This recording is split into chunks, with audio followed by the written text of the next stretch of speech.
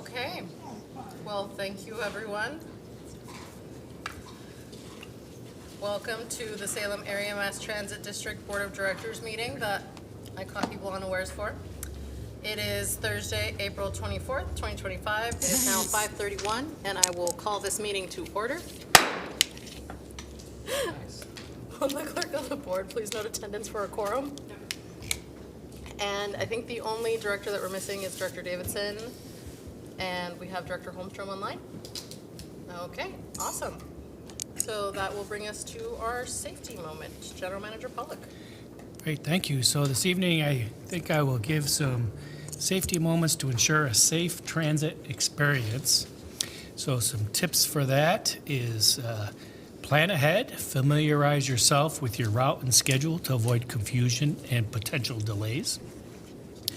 Arrive early. This will allow for a relaxed boarding process and helps avoid rushing, which can lead to mistakes. Stay alert. Be aware of your surroundings, especially when boarding or exiting the vehicle. And pay attention to bus stop announcements to ensure you don't miss your stop. Secure your belongings and be discreet. Keep your valuables secure.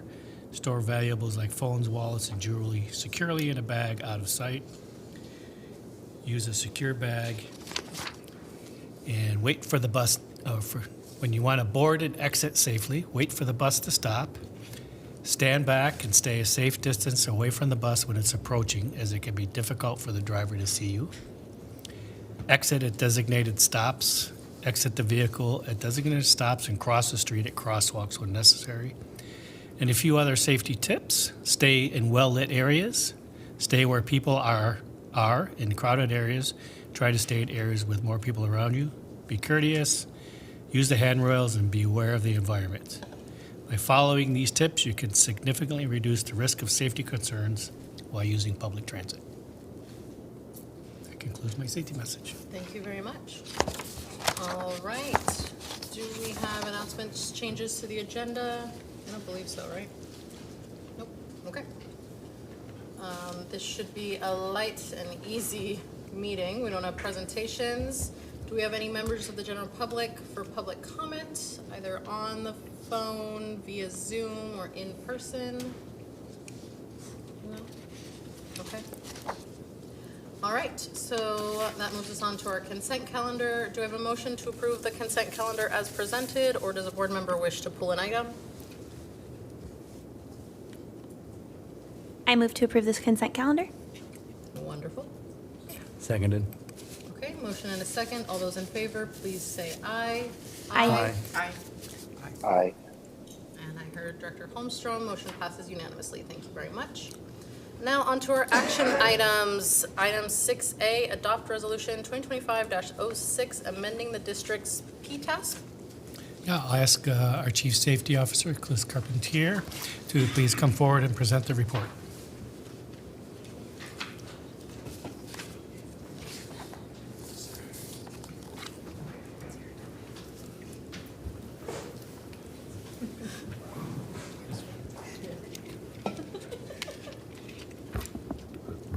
Testing, can you hear me? There we go. Is it on? Okay. Is it on? Can you hear me? Well, because I can hear you. I just don't know Oh. if it comes through the speakers. Good evening, President Pressey and board members of the board. I'm here to present the update to the agency safety plan. There's a short presentation. And I haven't used this clicker before. This is my first one, so do we have the, I don't see it up on the board yet. Yeah, well, it's entirely useless to you for a few minutes anyway. Yeah? Thank you.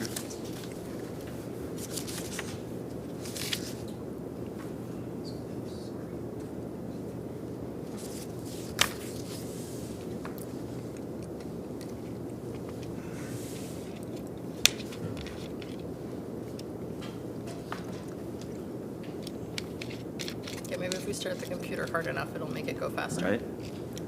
Waiting for the update. Whoops. There we go. Okay. So this is just a short few slides to just kind of go over kind of the highlights of the plan that we updated this year. It's a result from the Federal Transit Administration update to 49 CFR Part 673. That update is a continuation from the bipartisan infrastructure law that was signed in November of 2021.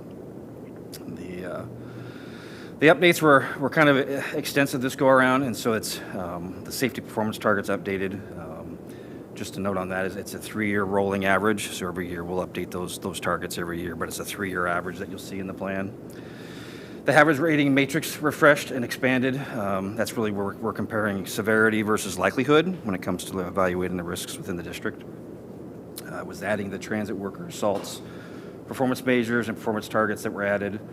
There were some overall updates to the safety management system, also updates to the safety committee responsibilities and their participation in the safety management systems within the organization. With that, those mandates that came in really involved the safety committee really a lot more into our structures within the safety management systems. And so with that, Cherriots is committing to creating a training program, an onboarding program. So for any new members, we actually have 2 new members that are coming on this month. So we'll get training for those folks about safety management system and about risk management processes to help give them some skills as they're evaluating these safety systems and measures within our organization. And then this training will really, and it's going to be an ongoing training too. So for continuing members, we're going to roll out kind of regular training topics to be able to just expand everyone's knowledge as it comes to risk management principles and practices and how you apply them within the organization. And so we really believe that training is really going to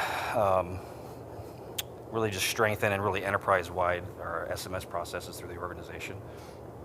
And kind of the last thing that I would put into that is the safety committee met twice with this plan, and so they reviewed this plan in its entirety, and the feedback that they gave us is in the plan that's in front of you today for any sort of approval. So I will close with that and have any questions for me. Do we have any questions from our board members? Oh. Wow. Oh, Director Laura Midkiff. Thank you, President. I'm trying to find the quote. That's why I didn't raise my hand right away. But I noted on page 43, though I can't find it on page 43. We talked about incidents relating to fare disputes. You don't have to know the numbers or what I'm referring to, but on average, what % of the incidents that we receive, physical or otherwise, result from fare disputes? When I read the reports, like the one that we didn't talk about, but that we passed in our consent calendar today, a lot of them do. But do you have a sense of how often that occurs and at what rate? I don't have that in front of me, no. That's fine. My second question is also on page 43. It refers to barrier styles, driver barriers to limit rider access to driver workspaces. Can you help explain to me what that might look like other than, say, like the plexiglass that's there right now?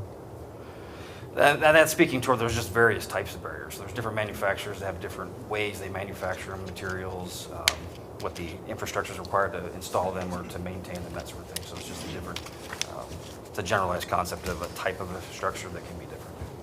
Thank you. My third question, if I'm permitted that, President, is there was several trainings that staff were to undergo: safety plans, hazardous identifications, incident reporting, de-escalation, emergency preparedness, et cetera. What I didn't see listed was trainings around what I think I understand from our operations is that something happens and an operator or whomever calls their supervisor, and the supervisor, for lack of a better term, deals with it. But where does the training come in when we talk about referrals out? So how do we make a decision or operationalize a procedure where we don't always refer things to SPD or we refer things to other agencies, safety enforcement or community serving agencies in the area? If I'm making any sense. I want to make sure, I admit I didn't read every word of this, but I did scan it. And I want to make sure that is in, some trainings that relate to that is in the content of this proposal. So I think what I'm kind of hearing is like more de-escalation type training and trying to. It may fall under that, and if it does, tell me that. But I just want to make sure it was explicit that we're not always referring folks to Salem Police, that we're finding alternative modes for restitution and the de-escalation. stuff that's referred to law enforcement will be criminal matters. Because Sure. we don't have the authority to deal with those, and so that's really the differentiation between something that is. I'll just use trespass for an example. We Yeah. could talk to somebody who's maybe doing a behavior that we could trespass, But security talks to them, or someone talks to them and calms them down, and they stay, and they get on the bus and they leave, and there's no issue with that. Right. Whereas it's the same issue can be the de-escalation doesn't work, that person becomes more disruptive or violent or threatening in a manner that we're not equipped or lawfully able to deal with, and then that referral goes to law enforcement. I think what your question you're asking is, when do we then maybe refer them to some other type of agency? Right. And that's not done at the transit operator, the supervisor level. Those are decisions or actions higher up within the security staff or higher. So there's not really training to tell the operator, oh, you need to refer it to this. We'll kind of bump it to a smaller group or risk manager. And is that process mechanized, or is it more of a case-by-case? Case-by-case basis. I don't know if it's within the bounds of this conversation today, but I would love to maybe think more comprehensively about that. I mean, obviously there's case-by-case scenarios that will always be true, because everyone is different, everyone engages with public life differently, but I'm wondering if we can think more comprehensively about that long-term, though I appreciate it may not be within the scope of this conversation. But I appreciate your presentation and entertaining my questions. I would say that's more of an outside of this Sure. program's conversation. I would agree. Thank you. Okay, thank you very much for those questions. Any other questions? Thank you. Thank you. You did a great job, by the way, for your first time. All right, so that moves us on to item 6B. So there was a motion. Oh, yep, there was a motion that was an action item, not an informational item. So would folks like to, I'll go ahead and make the motion. I move that the board adopt resolution number 2025-06, amending the agency safety plan. Seconded. We have a motion and a second. Any discussion on the motion? No? All right, all those in favor, please say aye. Aye. Aye. Any opposed, same sign? I think I heard Director Holmstrom. Sorry, aye. Okay, thank you. Motion passes unanimously. Okay, now that moves us on to our next item. General Manager Pollock? Yes, thanks. So I'll ask Seth Hamlin, our customer service manager, come forward, present staff report on our transit host services contract.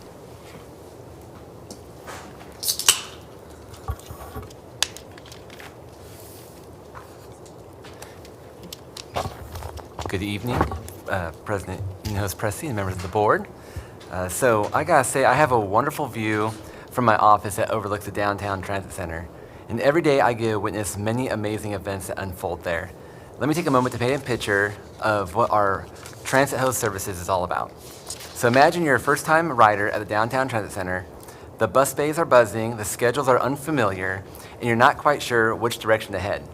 Then you see a friendly face, a transit host, who greets you warmly and helps you figure out which bus to take, where it's parked, and how long until it arrives. They might even walk with you to the right stop, carry a package if needed, or stand by your side and offer information until your bus arrives. This kind of experience, personal, helpful, and human, is exactly what our Transit Host program is designed to offer. I have the privilege of seeing this happen every single day, accumulating over 1,100 times each quarter, and thanks to our longstanding partnership with the Garden Services. For several years now, Garden has been a dedicated provider of transit host services at the Downtown Transit Center. Their staff not only help customers navigate their transit journey, they also contribute to the welcoming, accessible environment we strive for in our system. Importantly, Garden employs individuals with cognitive disabilities, offering job coaching and professional development that directly aligns with our district's values of inclusion, excellence, and communication, which all have a positive impact on our community. Because Garden is the sole provider authorized under ORS 279835 to offer this kind of specialized service, the district conducted a sole source justification to continue this partnership. This ensures continuity of service and preserves the vital connections Garden has made with our customers and staff alike. This contract will provide 2 6-hour shifts 5 days a week. Transit hosts are expected to have a working knowledge of the Salem-Keizer area and the professionalism to collaborate seamlessly with customers, security, and district staff. Transit hosts will log the assistance they provide, report safety issues, and perhaps most meaningfully, they serve as the first impression to our transit system. Financially, the first year of this 2-year contract is fully accounted for in the FY26 proposed budget, supported by ODOT 5310 grant funds and matched by STIF formula funds. The total value of the 2-year agreement is not to exceed $120,310. Staff recommends the board authorize general manager to execute a 2-year contract with Garden Services effective July 1st, 2025 for transit host services in the amount not to exceed $120,310. And with that, I'm happy to answer any questions. All right, I think I see one right away. Director Laura Midkiff. Thank you, President. And thank you, Manager Hamlin. 2 questions. I don't know a lot about this program, so help me understand how it happens in practice. So yeah, I'll leave it there. Yeah, absolutely. Yeah. So once we've selected a transit host to go out there and help our community, what we do is we build them a notebook and we provide on-the-job training, and that notebook has all your basic routing information, where the bus bays are when they leave, connection points from one route to another.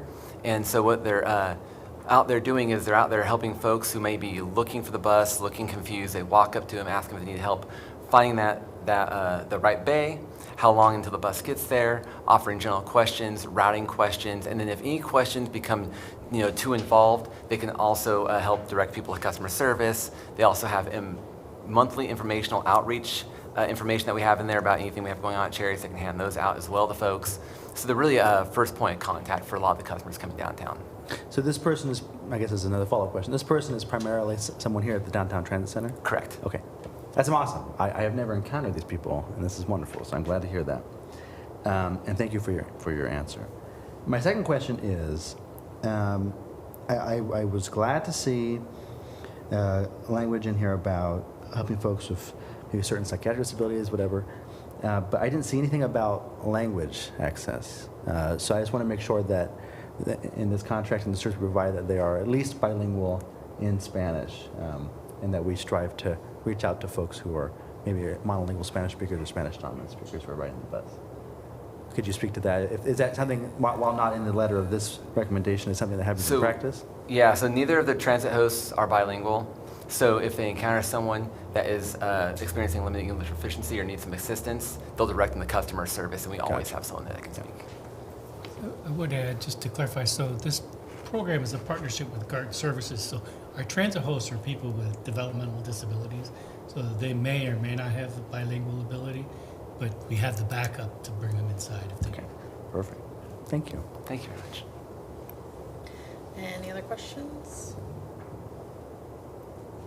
No? Okay, well, thank you very much. And I won't forget that this time we need to do a motion. Would anyone like to make a motion? I move that the board authorize the general manager to execute a 2-year contract with Garden Services Incorporated effective July 1, 2025 for transit host services in the amount not to exceed $120,310. I'll second. Awesome, motion and a second. Any discussion on the motion? Yes, Director Duncan. I think that's great. Thank you very much for bringing this to us. I also was not very aware of this program, and I'm really glad to be now. So thank you.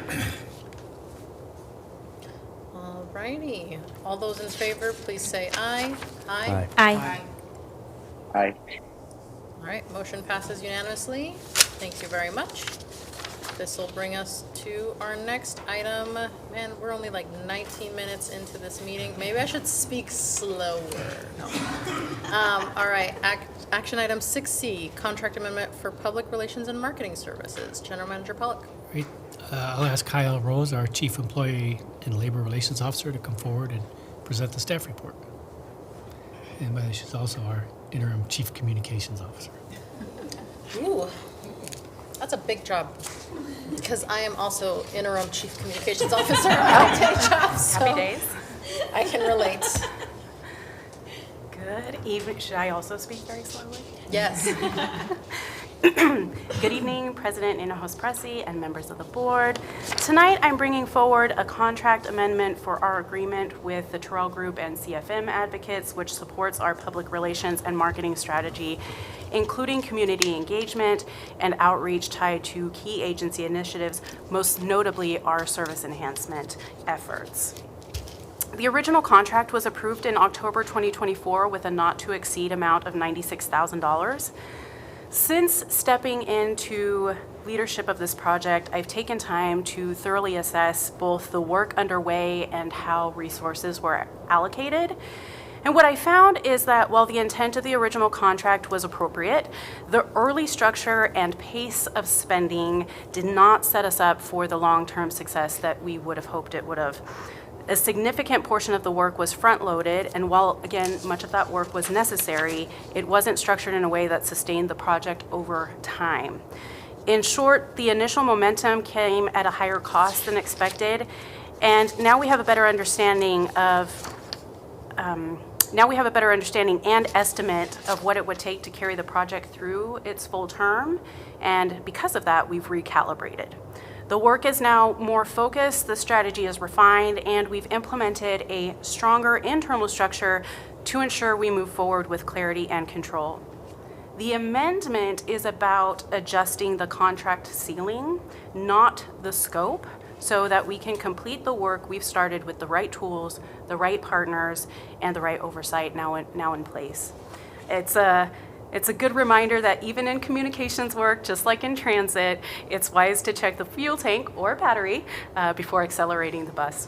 So with that, we staff are recommending the board to authorize the general manager to execute a contract amendment to increase the contract's not to exceed amount from $96,000 to $297,500, which is an increase of $201,500. The revised total reflects the full cost of services from both vendors and aligns with the true scope and pace of the work needed to sustain the public outreach and the engagement efforts through the end of the contract term.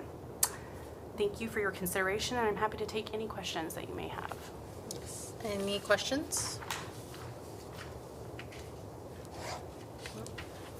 I have a question, and it's just, so, I mean, this is both for Terrell Group and CFM Advocates. Do we have any sense on, like, the division in this amount of money? Yes, probably closer to the 30, 40,000 with CFM, and then the remainder would go to Terrell Group. Okay, cool. Any other questions? Director Duncan? Not so much a question, more of a comment. And just saying that my day job's in communications, and I know how quickly costs can change in that department. And so I appreciate you bringing this to us and doing the reassessment. I know this is probably not your favorite thing as interim communications director to come to the board with. So I appreciate it, and I am looking forward to seeing the direction and for the duration that we have with the Terrell Group. So thank you, and CFM Advocates. So thank you very much. Thank you, Director. I thought I said we were going to speak slower. Thank you. I don't do slow. All right, would anyone like to make a motion? Yes. Happily. I move the board authorize the general manager to execute contract amendment number 1 with Terrell Group and CFM Advocates Incorporated for a revised total not to exceed the amount of contract 24042 for public relations and marketing services of $297,500. Okay, I second. thank you. We have a motion and a second. Any discussion on the motion? Okay, all those in favor, please say aye. Aye. Aye. Aye. Aye. All right, motion passes unanimously. Thank you very much. Don't go with Wait. Are we coming right back to Hayel? Yes. All right, because item number 7, information reports, creating community connections project brief. General Manager Pollock and Come on back. also Yeah. our chief labor, I'm sorry, the title's a mouthful. What is it? Interim Chief Communications Officer. All right, That's the interim hat she chief- has on right now. Interim Chief Communications Officer Rose, And please return to the hot seat.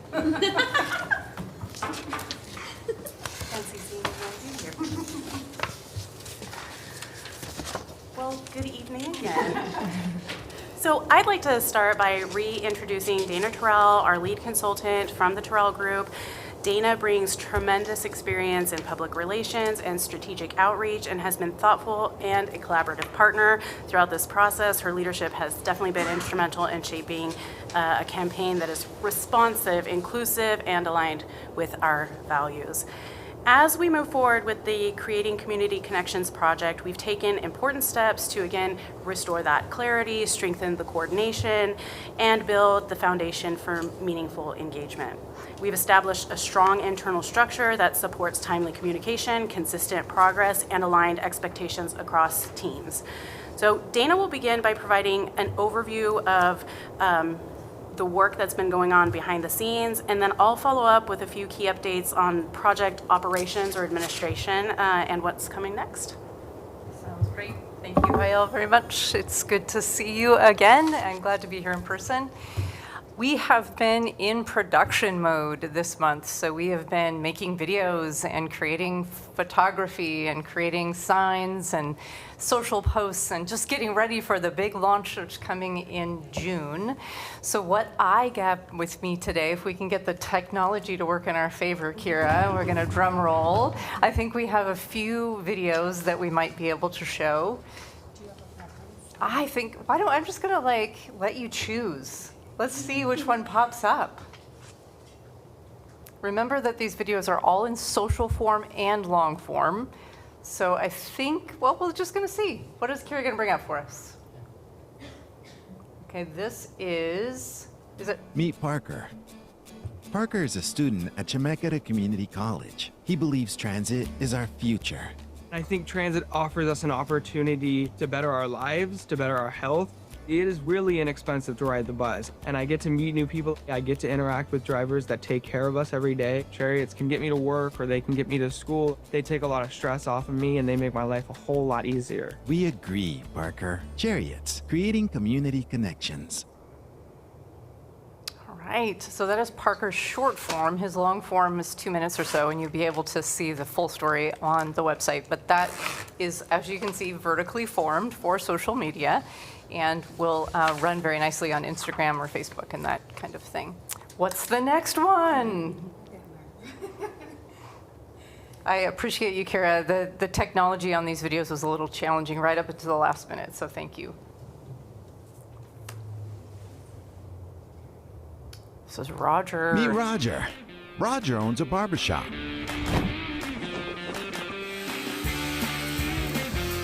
He rides the bus to his shop every day. Cherriots has always been there. They're right on time. It's real convenient. Bus drivers are real friendly and courteous, and most of my customers take the bus. I feel great living in a city that's got a strong public transit system that you can count on. Looking good, Roger. Cherriots, creating community connections. All right, we might have one more if we can make it work.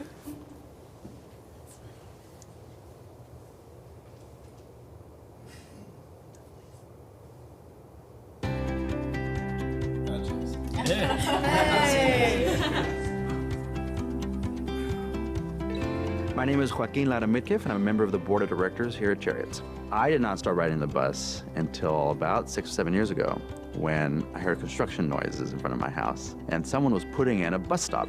So I didn't realize it at the time, but that bus stop became my gateway to the community. I take the bus at least 3 to 4 times a week, primarily to go up to Woodburn for work, but also community meetings, board meetings, and just having fun. Going out and having lunch with a friend, go to the local bookstore here, and there are coffee shops like the Governor's Cup. When I started riding the bus, I think I was apprehensive in the sense that I was unaccustomed to riding the bus, but also unsure as to whether it could support someone like me and my needs, namely someone who's a mobility aid user, someone who uses a wheelchair a lot. And what I came to find quickly is that our bus operators are well-trained, highly respected professionals in the community and know what they're doing. And they made riding a really positive and welcome experience for me from day one. Cherriots have been working hard to make sure that it brought community value to folks here in the Salem-Keizer area. Namely, we connect folks to about 45,000 jobs in the area.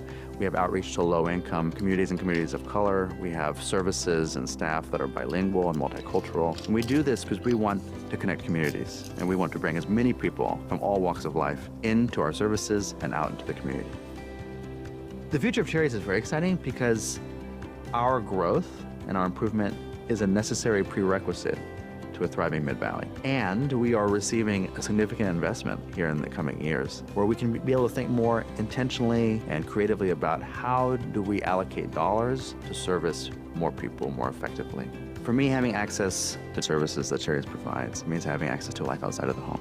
It means having a life that is the one that I want to live.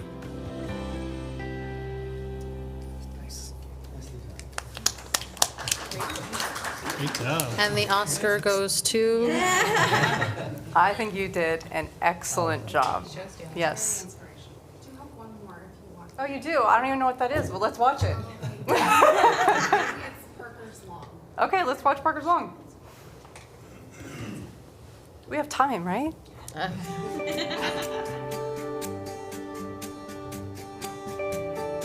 I'm Parker Schmidt, and I'm a student at Chemeketa Community College. When I was a kid, kind of fell in love with using the bus. My father used to take us on the bus to go to the Capitol and to see our grandfather. And I think transit offers us an opportunity to better our lives, to better our health. So I often am using the bus at least 4 or 5 days a week to get to school, to get to work, to get to errands, or to get to the library.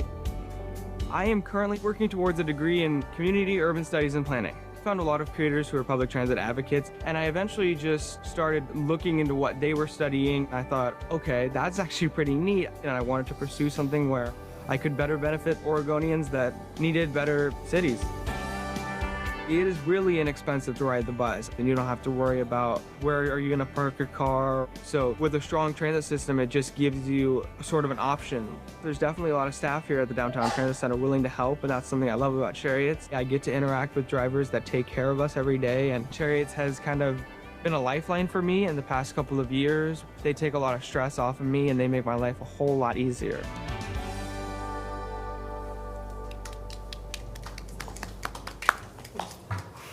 So in addition to those three, any more, Kira, that you have up your sleeve? You produce a video that I didn't know about? We have met with John, who is a bus operator. We have met with Director Holmstrom. I don't have quite his video yet to show you, but you just wait on pins and needles on that one. And then coming up soon, we have President Hinojos Pressy. How'd I do? Hinojos Oh, that was Pressy. great. Okay, Thank good. you. And Director Duncan. I believe our coordinator Kate will be in touch with both of you very soon to set up our Times Wind production with you two. Oh, cool. So that will give us, I think we're at about 7 videos and photos that we will have, and they'll come in a wide variety and be able to be staggered out on social media in different ways in the campaign. Also, the photos are giving us an opportunity to provide the Cherriots team with a library of photos. If you two are working in communications, you know how hard it is to do your work without good photography. So we're trying to fill the bucket with not only the people that we're meeting with, but also what we would call evergreen photos, just things about buses and the community and the neighborhood while we're around that can be used all kinds of places on the website and social media whenever is appropriate and any times of year. So it's been very productive. In addition to the stories, we've been in the mode of creating outreach materials because June is the month when we actually start outreach. And so that is going to be signage and handouts and getting a tabling set up so that the Cherriots team can go out to community events, community presentations, social posts, putting all this stuff together, excuse me, into a toolkit for the partners, the community partners that are involved with Cherriots so that they can help get the word out, a campaign website, and a survey. So all of that with the intention of getting people aware of the service enhancements that are being talked about, being discussed, recommendations that have gone out, and also to say, but they're not final, we want your feedback. Please come take the survey, please come learn more, please come talk to us. So all of that is underway. You'll get to see more of it next month. And then I'm going to hand it back to Hayel to talk about what comes in June. Thank you, Dana. So I'll talk a little bit about what we've been doing on the operational side, and I'll touch on a couple of the things she talked about. So on the operational or the administrative work that we've been doing behind the scenes, we've finalized the campaign branding and visual direction and have implemented a detailed outreach timeline that carries us through December 2025. And we are still sussing out which events would be the right events to make sure that we table that, and who else we can partner with, both internally with Cherriots, but also with the community. Our survey, which was touched on a little bit, is developed by Terrell Group and definitely refined with feedback from our planning partners. It's nearly ready for release. What's kind of nice about that is it includes both ranking and open-ended options to ensure we're capturing authentic input and not kind of guided input on what matters most to existing writers, certainly, as well as the rest of our community. We've also been working, as she mentioned, to develop a robust and diverse story library that features real voices from the community. These stories, as mentioned, will be shared across campaign platforms to extend engagement in general, but certainly for this campaign, reinforce key messages and reflect the people that we're serving. To streamline our process, we talked a little bit about structure earlier, right? So to streamline our process, we've put a clear review and approval system in place, along with plans for a centralized location to house talking points, outreach materials, and frequently asked questions. We'll also be adding a dedicated section to the main Cherriots website where the public can easily find the Creating Community Connections campaign updates and event details. Business engagement is underway with one-on-one meetings already in motion. These meetings are helping lay the groundwork for future conversations, and we'll conclude this summer with a summary report. With the future in mind, we're preparing for a broader push to deepen public awareness and the involvement of the public. We're also exploring ways to enhance community input through focus groups, advisory efforts, business advisory efforts very specifically, and interactive events. That's where we'll really lean on Terrell Group to develop those activities for the tabling events so that it's not just a table with a few pieces of swag, as it were. It's something that's very engaging and interactive. And while there's still more ahead, I'm sure, we're in a really strong position. We're very focused, organized, and moving forward with, again, that clear purpose and really strong partnerships. The idea behind these approaches is that they're designed to give, again, real people real opportunities to be heard and to contribute to the future of transit in our region. We are so happy to answer any questions that you might have. Alrighty. Any questions?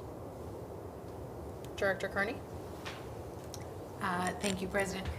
I am curious, I love surveys.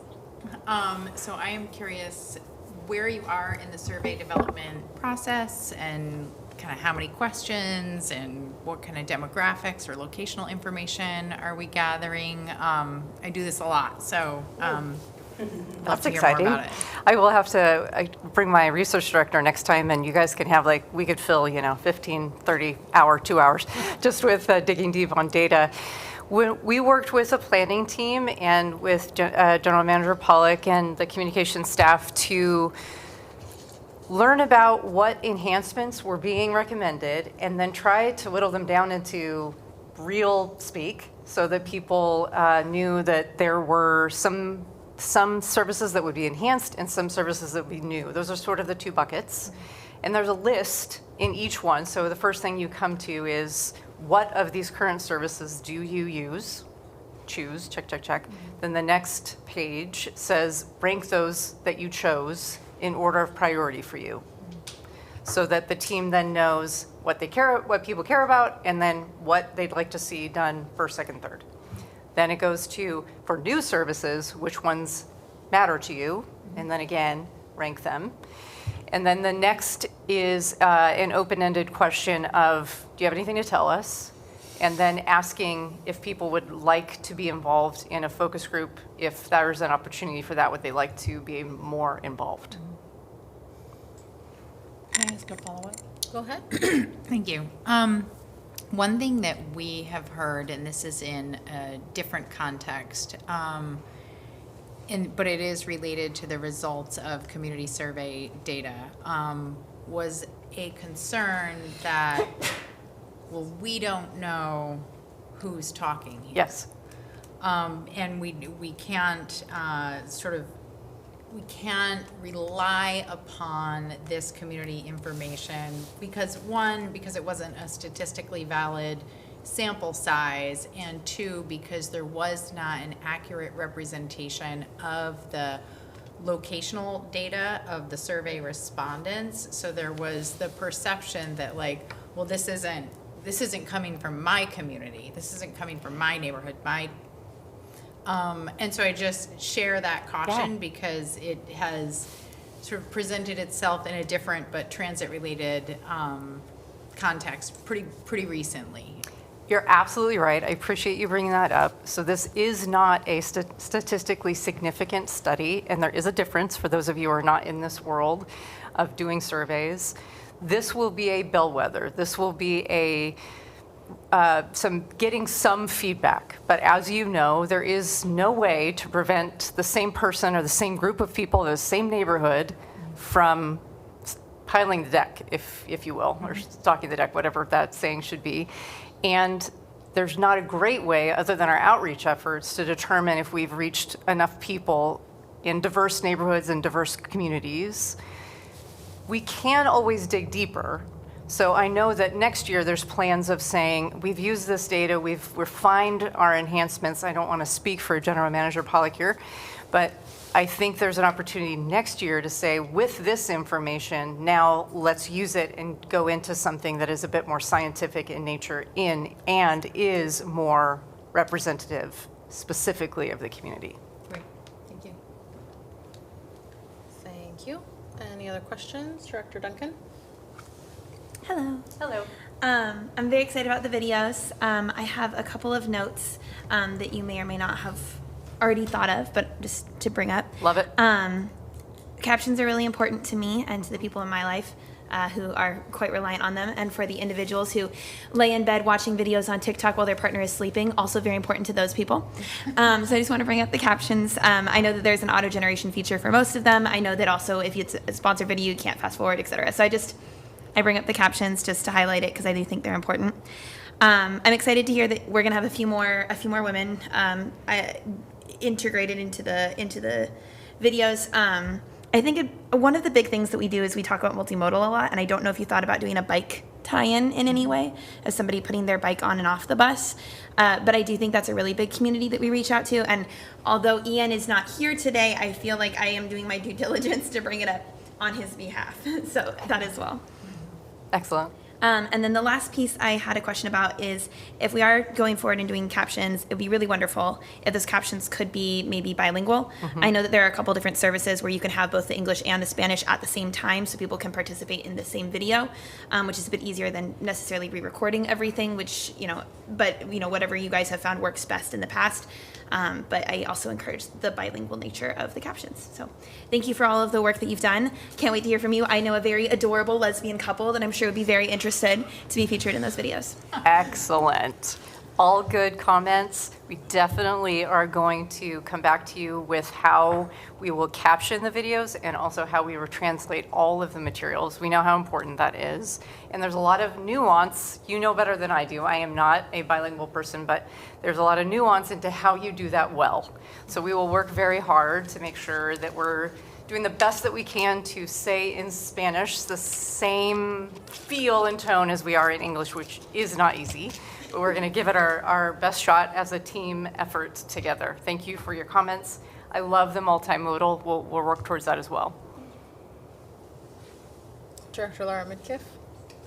Thank you. On that point, I actually was at Gov's Cup this week and ran into Jacob and Kelly, and they're like, "We actually do come here," and I was like, "I do." And they mentioned that they might reach out to me to do Spanish, because I didn't do any Spanish language, anything.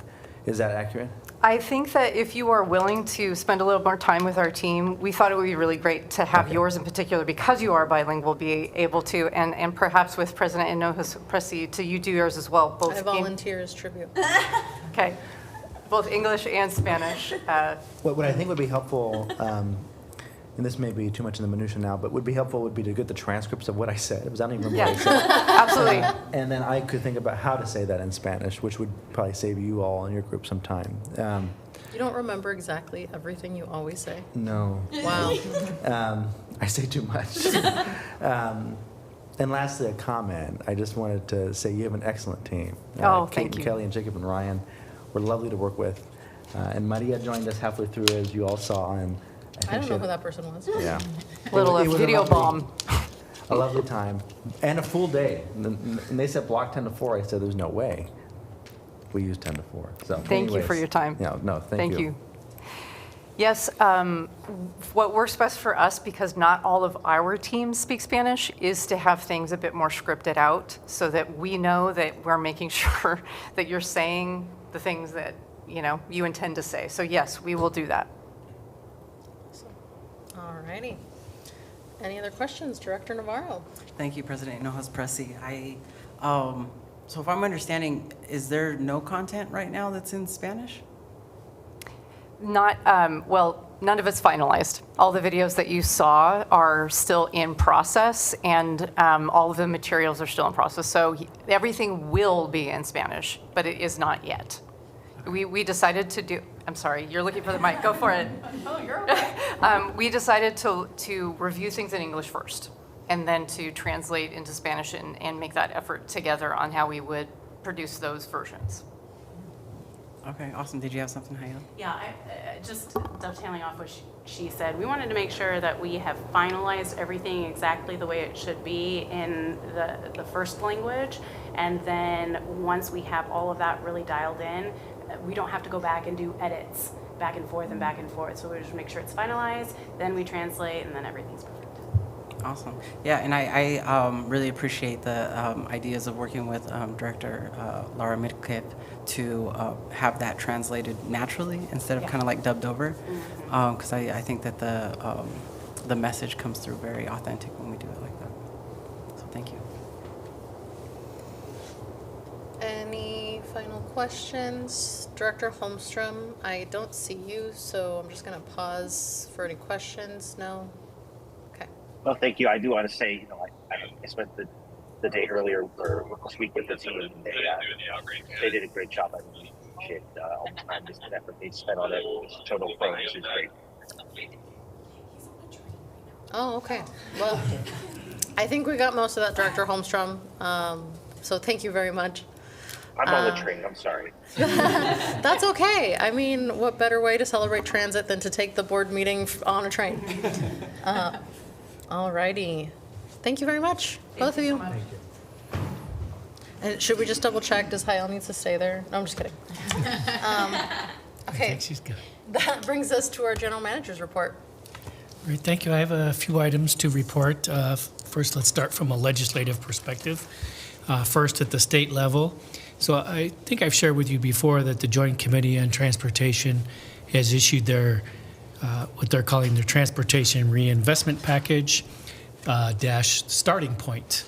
And within that package, there's a proposal to increase the statewide Transportation Improvement Fund from 0.1% to 0.18%. So in my role as a member of the OTA, the Oregon Transit Association's leadership team, we're working on negotiating a revision closer to our recommended increase, since they said this was the starting point. Our recommended increase is a phased increase to 0.5% over the next 4 biennium. Earlier this week, the general managers of Salem, TriMet, Lane, and Rogue Valley met with the co-chairs of the Joint Committee and the governor's transportation advisor to discuss the package. We are now, in the next week, holding meetings with our local delegation now that the TRIP, or the Transportation Reinvestment Package, is out, to go back and talk about what we'd like to see changed in that package. It does appear that the Joint Committee is getting ready to hold a set of public hearings on the package with Tuesday, May 13th as the scheduled public hearing for transit, for the transit portion of the bill. So more to come on that. We're working with our CFM state partners on working through our delegation. At the federal level, earlier this week, Kirby Garrett from CFM DC was here, where we updated and got latest information on potential grant opportunities, and we talked about preparations for the APTA legislative conference trip that we will be taking next month. It was also announced today that the U.S. Department of Transportation Secretary Sean Duffy will attend the APTA legislative conference and be a keynote speaker on Monday. So that should be an interesting conversation. And speaking of the secretary, today he sent out a letter to all U.S. DOT funding recipients, and we are analyzing it now. It's a 4-page document of single-space type. But really, the premise of the letter is that the U.S. DOT will consider withholding grant funds based on immigration policy enforcement and Department of Interpretation, in the department's interpretation. And when I say department, I mean the U.S. Department of Transportation interpretation of discriminatory activities. So we're not really sure what the impact is on us, but I'll be reaching out to APTA to get their interpretation guidance, because there's things in the letter that courts have put on hold. So, who do you follow? So we're trying to figure that out. I do expect this to be a major discussion point during the legislative conference, specifically the legislative committee meeting as part of that conference. So it's fortuitous timing that we'll be there in just a few short weeks. And after today's meeting, I'll send you a copy of the letter so you can take a look at it. And then just know I'll be coming back with some type of analysis once we've gone through that process. Next month, the month of May, is Bike Month, and there are a series of organizations holding a Bike Month campaign. You do have an outline in your handouts in front of you. Cherriots is one of the campaign participants, and it gives you some background and goals. And there's a series of events each week. 2 of them will be hosted here at the Downtown Transit Center. The first one in the first week of May 1st actually.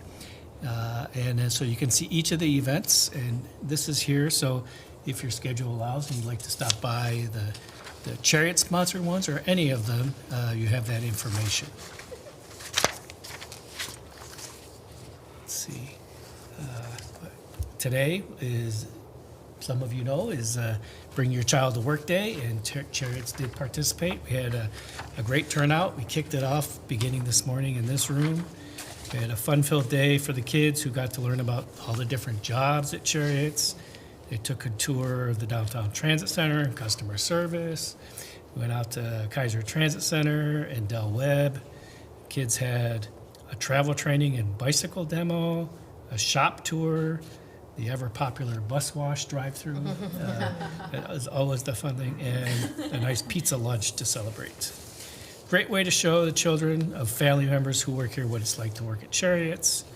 I'd like to thank the planning team for their hard work in putting the day together, which includes Kara Pressey, Bobby Kidd, Susie Primer, Jennifer Sullivan, and Chrisanda Williams, who did a great job of making it a fun day for everyone. I think some of the adults had just as much fun as the kids. Last week, if you may have seen on social media, I did a ride-along with Mayor Hoy to have her learn a little bit about Cherriots. We went on a ride around Salem, taking 5 different buses, with a highlight of the new Route 22 across town. So I was able to orient her on the importance of transit in order to have a thriving community.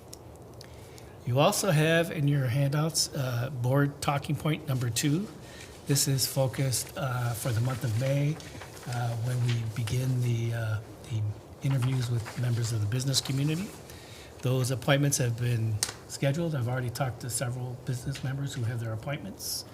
And so this should help answer any questions they may have before the actual interview, because they're kind of, well, what's this all about? And so they have some information there.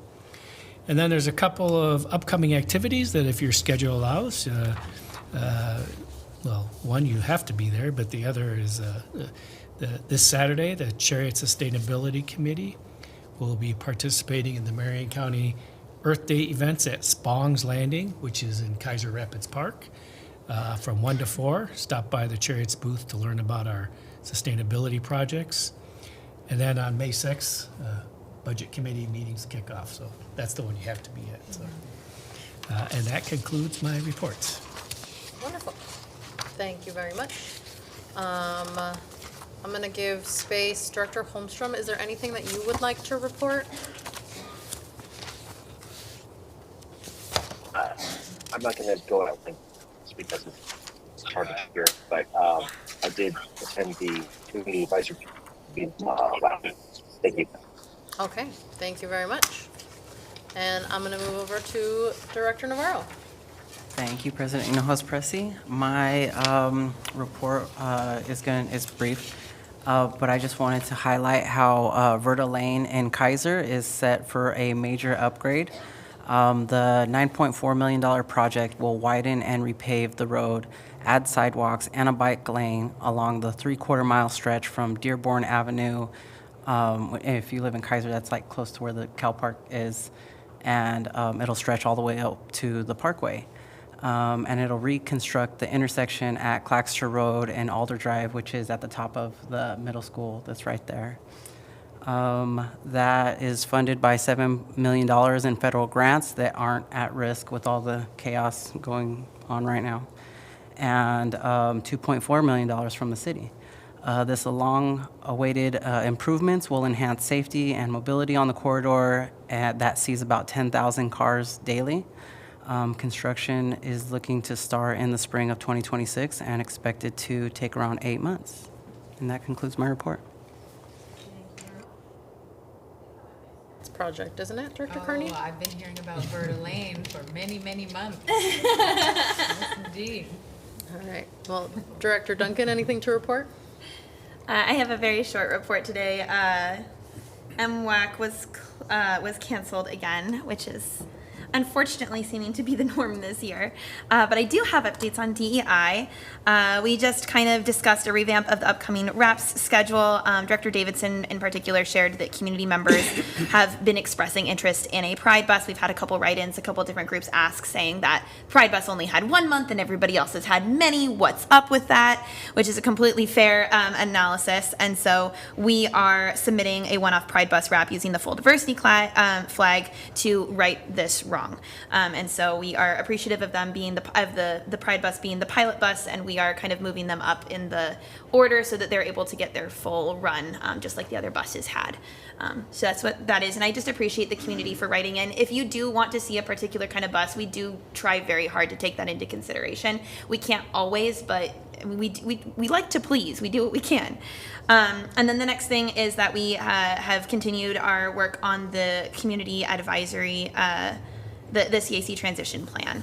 And so the draft transition plan has been proposed, and I think we will be bringing that forward soon to the board. So look forward to that. Those are the big things for this month. I also was able to attend with Director Maria Hinojosa-Pressey, the Chamber Forum luncheon, where we were able to listen to all of the different candidates that are coming up for school board and for city council. And I just encourage people to check out these races because these are people that sit on boards with us. They're not boards you necessarily see every day. There are a lot of all these little report things that we do, and they also, contribute to these decisions. And I just encourage people to check out their websites and see what they're doing and, get involved. And then last but not least, as always, I do this every year, is Lesbian Week of Visibility. So if you are surprised by seeing more of us as we are normally invisible, just know that you can make friends with any of your neighborhood lesbians by handing them an iced coffee and a carabiner. Happy Lesbian Week of Visibility. And she talks so quickly is the reason why we don't give her an iced coffee. Director Kearney. Thank you, President Hinojosa-Pressey. Earlier this week, on the 22nd, I attended and chaired the SCATS Policy Committee meeting in lieu of our seated chair, Lyle Morthorst, who is recovering from surgery. And it was pretty exciting. We reviewed with SCAT staff and had ODOT available to answer some questions about the Center Street Bridge seismic upgrades. There's a lot on social media out there. There's a lot of public information campaigns. It's going to be pretty disruptive, I'm not going to lie. And so a lot of community concern, but ODOT is handling the majority of the coordination. It's not SCAT's project. They're funding it. ODOT is actualizing it, making it happen on the ground. So that is coming up. Let's see, then we made a few small amendments to the Metropolitan Transportation Improvement Plan, and then kind of the headlining item on our agenda was an overview of the applications for SCAT's discretionary funding. So SCAT's received 15 project applications, requesting $59.4 million in federal funding, of which we only have about 28. So we're not going to fund all the projects. That is fairly typical, but this is our first opportunity to take a look at the projects, and I am happy to report that the South Salem Transit Center was the highest marked. Well, I guess it depends on which way you looked at it, Shofi. But the Salem Kaiser Transit had the two top ranked projects. One is a paratransit bus replacement project, and the other being the South Salem Transit Center. It was both pretty high up there on like the qualitative and the technical score. Yes. Yeah, combined score put paratransit just ahead, and then when you were looking, I think at just the quality, I don't know which one. The first column, South Salem Transit Center was just ahead. But really strong support from the technical advisory committee that reviews it. So it'll still be a while before we allocate that funding, and the policy committee has, I think, a lot of work to do in deciding which projects to give priority to, and which projects work together. There's a few City of Salem projects that would directly benefit the development of the South Salem Transit Center intersection and pedestrian improvements. So I'm excited for our conversation going forward. And those were the big items from that meeting. I will be attending the OMPOC, or Oregon Metropolitan Planning Organization Consortium meeting on behalf of SCATS and the board on the 2nd of May. And I'll tell you all about it next month. Thank you. Thank you. Director Laura Midkiff. Alrighty. Since Director Davidson is not here, I will mention that he and I were both in attendance at the Salem Bike Summit, the second annual Salem Bike Summit a few weeks ago. And this is a kind of going to be an annual gathering now of bike advocates with the city, primarily, to influence bike infrastructure and bike pedestrian safety and planning in the city. Ian and I were both there in non-Cherriots capacities, but I think that was a boon to the conversation, I hope. And I think Cherriots should be more present in those conversations. I'm always an advocate for collaborating more intimately with the city. And we're a service provider, they're an infrastructure provider, but those things go hand in hand. So it was a robust conversation. I think it may be too soon to tell, and it's kind of more of an informal group at this time, but there's an appetite from the city to formalize the group and to have it kind of convene more regularly. So I hope that does happen, and we'll be Ian and I probably continuing those conversations. The second thing that was notable was I took our Route 60X coastal connector for the first time. Has anyone here taken that coastal connector? Oh. It was great. I loved it. And so I'm raising up my little pamphlet now for folks at home to please take it. It cost $6 and about an hour and change to get over to Lincoln City. It drops you off in Chinook Winds. But it's only cash. Only cash. But I will share briefly that on our way back, there was a gentleman who was catching the ride on the way back, and he said, how much is the ride? I said $6 in cash. Do you have the money, or can I spend you? Oh no, that's great. I have the money. He goes, it's a wonder anyone drives at all. So I hope that heartens the hearts of folks here. I appreciated Chief Dietz's email and outreach to Muddy and I about the CAD Avail system. I hope to hear updates about that soon, maybe even tonight. Are there any updates on how that's going? No, we're sifting through your selections, and we'll forward that over to Avail. Once they have it, then the portfolio can be switched in just a matter of minutes, and then they'll send that to us, which, spoiler alert, that'll come to your mailboxes so that you can give it the listen, and then once we get the thumbs up, it'll go active. Okay, great. Thank you. I also wanted, I don't know if it's appropriate or not, so please stop me if it's not appropriate, but I wanted to bring to this group conversation that Ian and I and Alan had over email, maybe Sarah was also, about semi-seats. I never got a reply, but I think there is appetite, at least from some of us on the board, to explore the possibility of including semi-seats in the budget. I know the budget meetings are happening this coming month, but the last estimate in 2021 was $105,000 to fully complement the system with semi-seats, and I would just love to hear updates about that. Maybe not tonight if there aren't any, but soon, and hopefully in advance of the budget meetings, so that I can go into those with something approaching clarity on what it looks like to phase that. I think that's a high priority for me personally. Don't want to speak for others. And I think that's all. Thank you very much.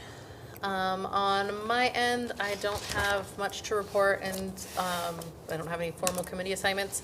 I did want to uplift that, not to take away your thunder on your May 1st event, but I have a May 1st event. It's called International Workers' Day. It's going to be on the steps of the Capitol. If folks would like to join us, it is our annual event in solidarity with workers internationally. It is what normally would be our Labor Day, but for a bunch of historical reasons, we don't celebrate Labor Day on May 1st, but we do encourage folks to come out and join us in solidarity, especially for the farm worker community and the immigrant community, and we are asking folks that can show up to show up for those that may not be able to. And in that same vein, I know that we have a lot of changing rules and information coming out that can be really difficult and terrifying and detrimental, and the strongest thing that I want to maintain is that we will follow the courts, and we should follow the courts, because I strongly believe in due process and refuse any sort of action, be it taken by any government, including the federal government, that circumvents that right that we have. So with that, it is now 6:38, and this meeting is adjourned.